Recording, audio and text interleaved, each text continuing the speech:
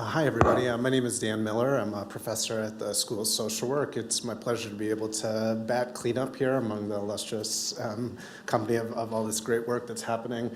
I'm talking today about policy rhetoric, chilling effects, and the well-being of immigrants. And I made kind of a critical error on this first slide, which is to not have acknowledged that this is work that was joint with three of our really excellent doctoral students at the School of Social Work. Rachel John, who's on faculty at Rutgers right now, Melanie Morris, who is a graduating student, and Amy Yao, who's doing our program.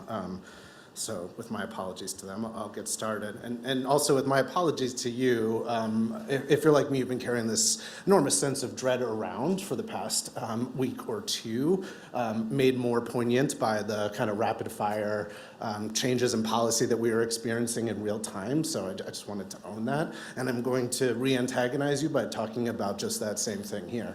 I will not spend a lot of time reminding you about what happened in 2016, which is to say that President Trump descended the golden escalator and launched what was then going to be a large-scale campaign of anti-immigrant rhetoric. What also happened after President Trump was elected the first time around was that early in his administration, there was a leak of a proposed change to something called the public charge rule. The public charge rule is a practice that's implemented in green card hearings. Are you, as a person who's applying for legal permanent residence to the United States, deemed likely to be a public charge? Have you received a lot of benefits from our government that would lead the government to think that you're just here to leech off public benefits, in which case they're likely to deny this. The Trump administration proposed dramatic changes to that rule, which, while they didn't ultimately go into effect, were widely publicized, especially in Spanish language news media. Misinformation was prevalent and really caused a lot of fear. Again, this feels pretty similar, I'm sure, to people. Our central question for our paper then was, did the culmination of this anti-immigrant rhetoric that pervaded the election, coupled with this really dramatic policy or threat to a policy change early on in the Trump administration, produce chilling effects with respect to immigrants' families' receipt of food and nutrition assistance? Chilling effects here are meant to refer to the tendency for people to retreat away from public benefits to which they're legally entitled. I think that's an important thing to say here.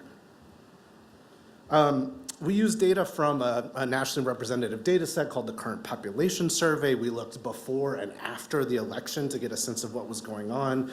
I will talk through this methodological approach if it's important, but one thing to say out loud is that we focused on mixed status homes as our kind of treatment case. And these are families where there's a mix of citizens and non-citizens in the home.